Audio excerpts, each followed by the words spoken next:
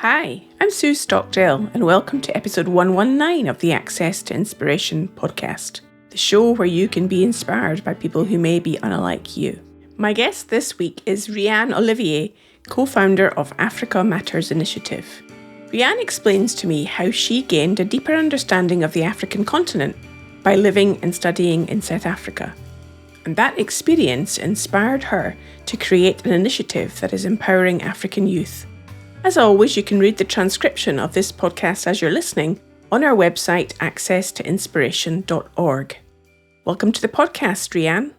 So tell me, Reanne, what are you doing in Scotland? I'm currently pursuing my master's in Africa and International Development at the University of Edinburgh. And what does that involve? It's actually looking at international development from a theoretical standpoint, but looking at it through the lens of Africa.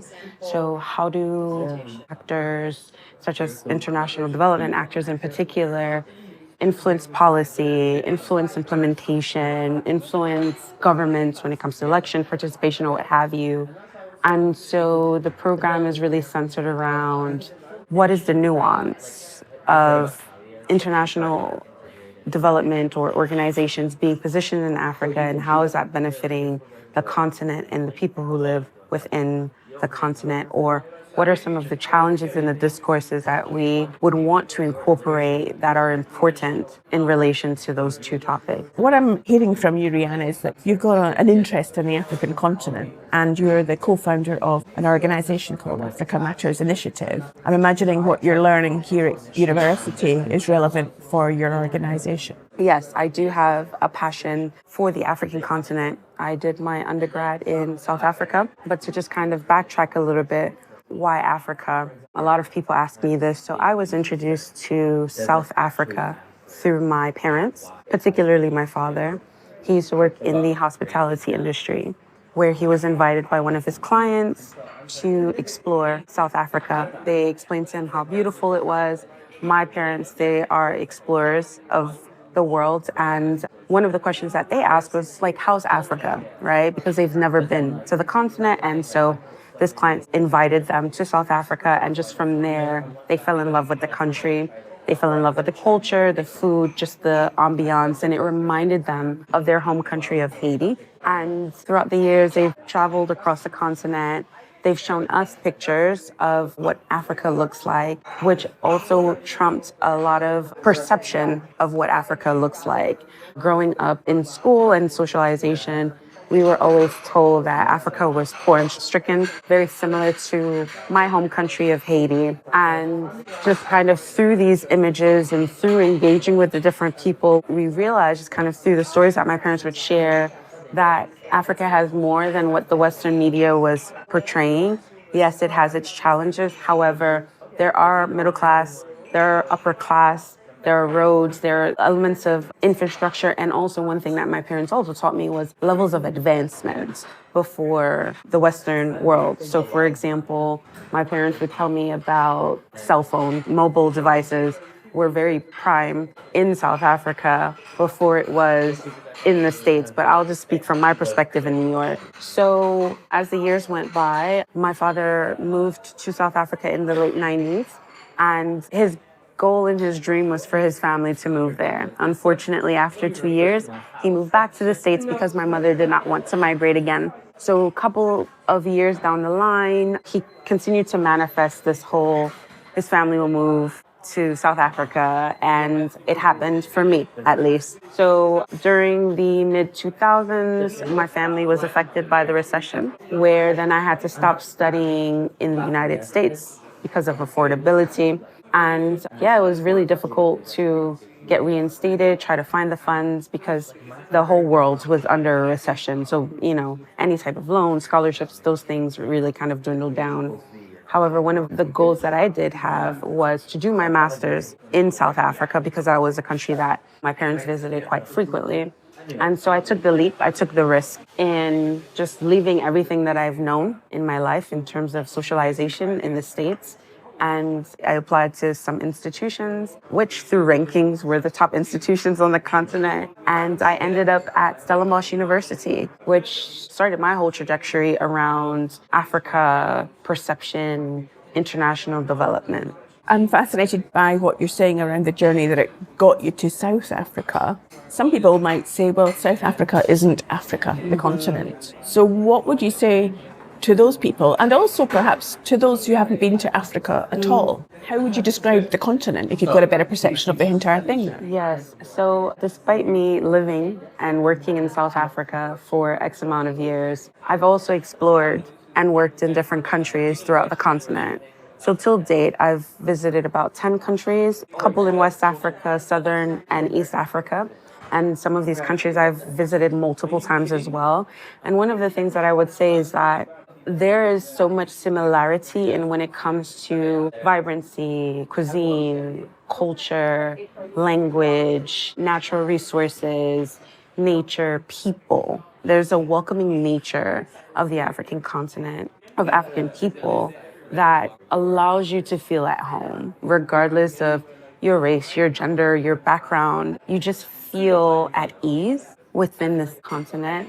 And then when it comes to the differences, it equates to the similarities, right?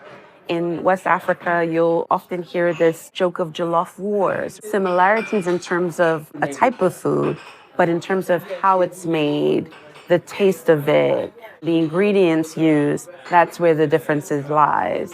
And so my integration within the continent, yes, was the entry point of South Africa. But while I lived in South Africa, I was able to make friends with a whole bunch of nationals across the continent, which then made it so much easier for me when I went to travel to the other regions within the continent. So it sounds like it was a stepping off point for you to explore the region. Yes. Now, Reanne, when was the catalyst for you to co-found Africa Matters Initiative? Africa Matters Initiative came to me. So I had a mutual colleague, student leader within Stellenbosch, and we got on quite well. And we would often speak about some of the challenges we would face as Black women who identify as African in the leadership space. And one of the challenges that we saw during this time was around identity. During the time when I moved to South Africa, a lot of people would refer to me as American, but ancestrally, I'm Haitian. And so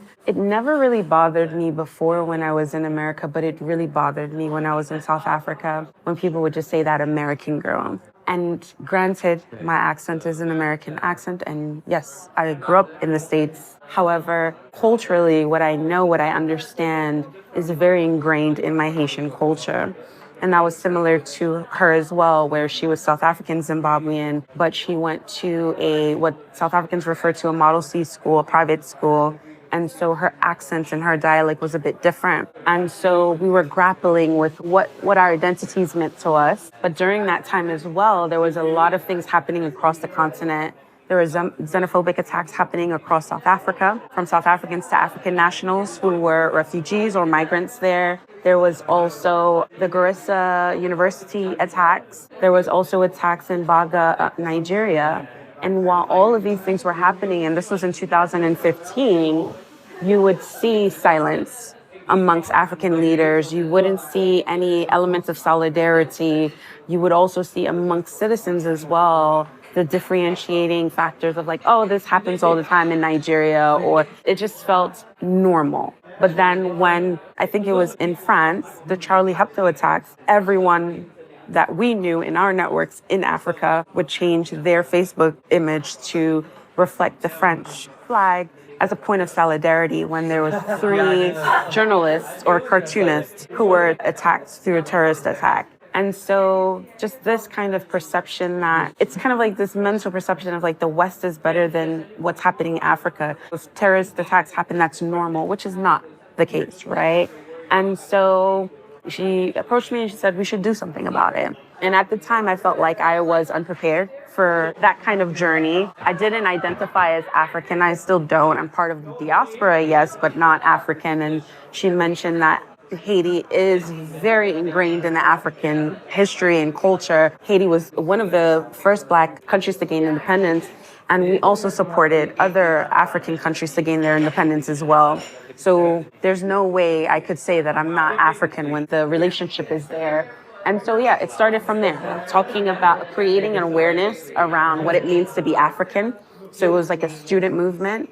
And then once that was done, it went quite viral across different campuses. And then students were like, what's next? We want more. And so we held an identity workshop. And then once again, that was well received. So her and I went into the drawing board and really thought about, if we were to develop a youth-led movement, what would that look like? And so from 2015, 2016, we collaborated with other young people from our campus, and then we established Africa Matters Initiative. And so with Africa Matters Initiative, we've gone through different conceptual changes, but right now we really focus on empowering and upskilling African youth to change the African narrative and their communities through leadership, social entrepreneurship, and advocacy. So you didn't just come up with an idea, you made it happen. You took it into action. What are those successes, the way that you can evidence the impact that the initiative has had so far, Reanne? Yeah, so there are a lot of impact or evidence. So for example, we have been able to impact over 6,000 young people across the continent. And this is as direct beneficiaries as well as indirect beneficiaries. This is through some of our flagship programs. The curriculum that we've developed is a very strong model, which was adapted to be facilitated in Senegal in 2020 to 2021. Virtually, through our blogs, through our social media platforms, we've been able to empower 27,000 young people. And then also just personal stories as well. I have 2 young, phenomenal women from our Africa Matters Ambassadors program and our She's Empowered program who looked at some of the social issues in their communities and developed social enterprises to help alleviate levels of poverty and create income transformation within their communities. The acronym of the ambassadors program is ADAMA. So the first person from Sierra Leone, and what she did was to help alleviate challenges around gender-based violence. She created this program which created the awareness, but then also taught young women how to create traditional textiles through weaving. So through our program, she was able to accumulate new instruments to create the weaving, and then through different increments of workshops, support young women and older women to learn how to create these weavings. And through developing these textiles, they're able to sell them for a profit, which has gone really well. But then that also allowed women, especially single mothers, or women who come from violent homes, to generate income for themselves and to be able to sustain for their families. The other person, for example, from She's Empowered is Doreen. So Doreen has a very interesting story. She joined our program while she was conducting her midwifery residency, and she was placed in a rural village in northern Ghana, and that community is synonymous for agriculture. Unfortunately, when they were in off-season, there was no way for these women to generate any sort of income, and so they were hungry. And so she had bead making skills, like jewelry making skills, as well as makeup. And what she did was conduct various workshops to get these women to learn this trade. And just through learning this trade, these women actually started gaining contracts from different families. So they were contracted to facilitate jewelry for funerals, weddings, even like governmental events. And so from women who would make $1 a day, now all of a sudden making $42 just on the basis of these products that they were able to make. And so for me, those are levels of evidence of impact. I think also the duration of how long we've been in existence. We've been in existence we're going to be 9 in April, 10 next year. And so, yeah, through the partnership, through the program participants, through those impacts are all evidence. And if you're enjoying this episode, then I also recommend episode 90 with Dr. James Kissia, where he talked about how mentorship can cultivate leadership in Africa. Just hop on over to our website, accesstoinspiration.org, and you'll find this and over 100 other episodes to listen to. Now back to the conversation. So it sounds like an amazing impact that you've had, Reanne. How do you feel about that when you hear these successes? To me, it sounds like going to South Africa for you was the catalyst for you to want to make an impact. And through the programs and the work that your initiative has been doing, has then been a catalyst for other people to make an impact in their villages. How does that make you feel when you think about that? It's surreal. I think if you had asked me when I moved to South Africa if I would have gone through this path, if you were like a fortune teller and you told me this, I would tell you it's a lie. Simply because I like to say that I'm like a bird, and wherever the path leads me is where I go. And ironically, when I was much, much, much younger, I've always been someone who wanted to help people or do something impactful in the world. And I said to myself when I was 16 that I'll run a nonprofit. And those dreams never came into fruition because I was like, what am I going to do?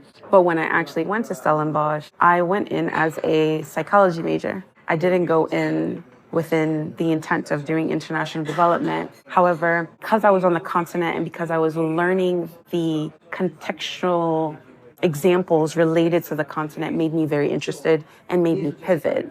And also engaging in a lot of student leadership roles encouraged me to enter into this space. So when me and my founder created the organization, we were just like, we want to make an impact. We don't know where this is going to take us, but let it take us. So that's why I said I'm a bird. I literally just followed where the path went and it brought me here. So there's a couple of things that have struck me about what you've said so far. One is about how you've used curiosity, not judgment, to follow threads of interest. And then the other thing is one of our strap lines for the podcast is be inspired by people who may be unlike you. And I think what I'm taking from what you're saying is that willingness to look behind the cover. They always say that don't judge a book by its cover.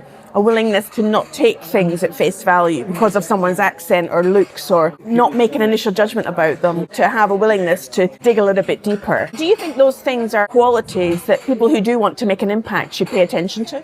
Absolutely, especially if you are trying to work within a context that you're not familiar with, right? So for me, I grew up in the States and then I happened to study in South Africa, but that allowed me some time to really integrate and understand the complexities and the differences and the uniqueness of cultures. However, if you're not curious, you're going to be bored. And if you're not curious, do you really have a passion? So for myself, I always felt like there was something more. And I think it was because of what it was instilled in me when I was growing up, of my parents always being curious of what this country would look like, what this food tastes like, what these languages or cultures were. And so it's always been in my mind to be open. And then the element of is just like people, as you mentioned. My parents are immigrants to the United States despite having lived there for a long time.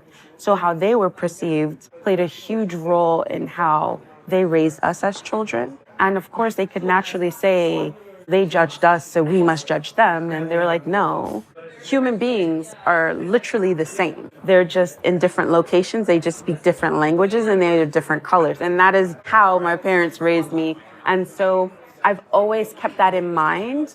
And I've learned that through engaging with different people, I take a bit from them as I go. And that has helped me develop as an individual, as well as a leader. And that's what inspires me at the end of the day as well, is being able to engage with all these different individuals. I know like some of my program participants, so we had an alumni meet and greet like 2 weeks ago. And this was the first time where some of our alumni engaged with me directly.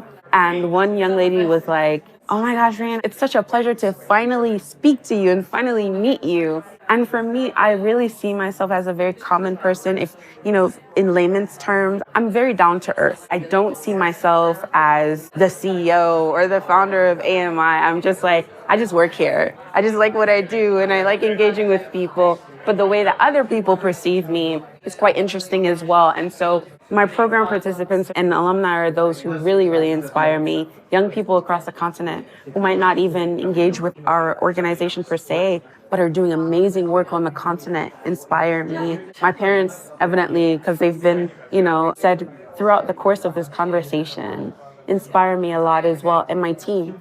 So my team took a chance on that quote unquote American girl who had this vision, right? Who has this vision and who's continuing to implement this vision across the continent and sees that it's for the greater good. It's not for my benefit, but it's for the benefit of young people, which is why they continue to work with me till this day. It's very inspiring what you're saying, Reanne.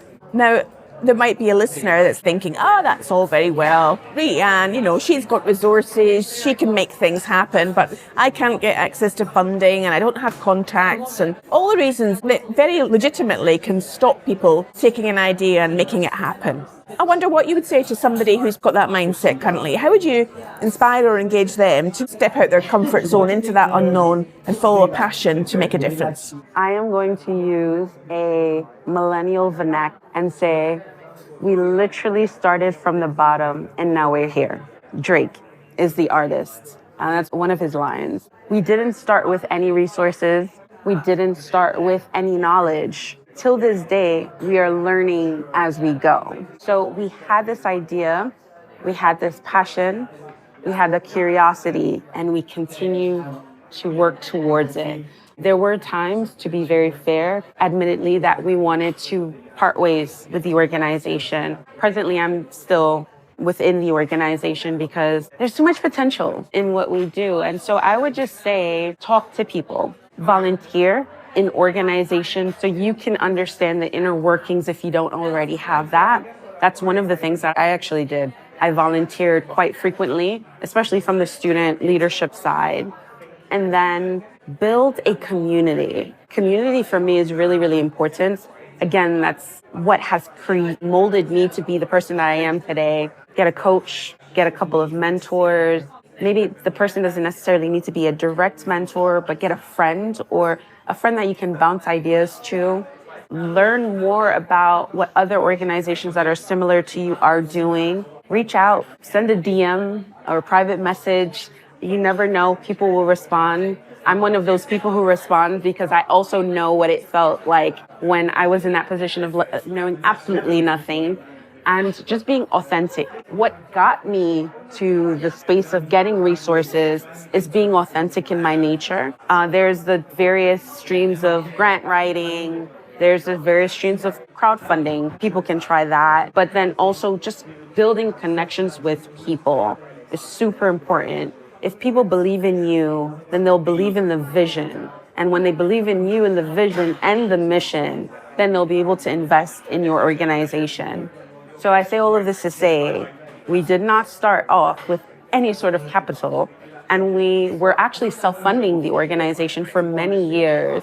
I think it's been 3 years now where we stopped self-funding. Like I mentioned, we've been in existence for close to 9 years.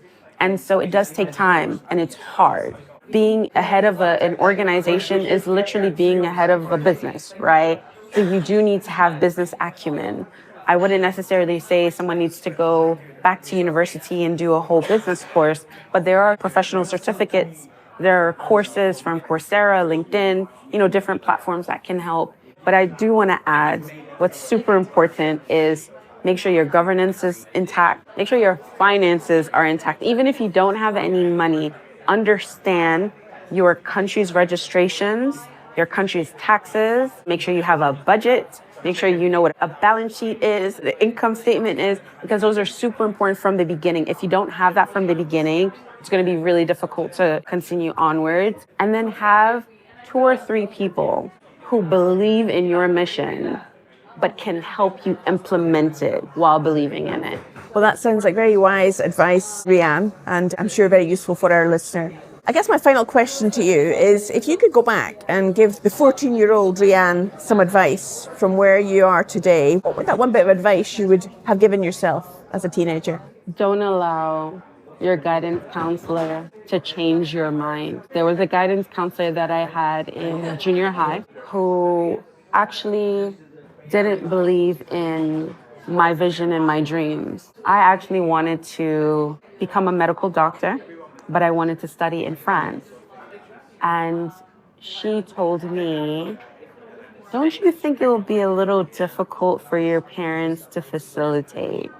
And I said, why? And she was like, no, you try to apply for some local universities to study. So 14-year-old Reanne would be take the risk. Wonderful. Well, it's been a great pleasure to speak to you today, Reanne, find out about you, the energy and drive that you have for this mission. If listeners do want to find out more about Africa Matters Initiative, how might they do that? Do you have a website? Yes, we have a website. It's www.africamattersinitiative.com.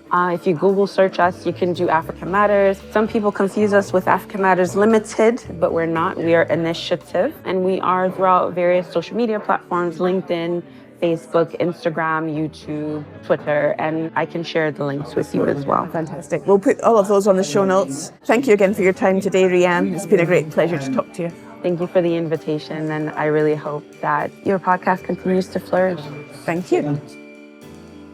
Well, thanks to Reanne for sharing her story with us. And it's very inspiring to learn what she's doing to empower the youth in Africa. Let us know what you enjoyed about this episode by sending us a voice note or a message via our website contact page. And remember to subscribe to the podcast and leave us a review. We really appreciate that so that others can learn more about this podcast series.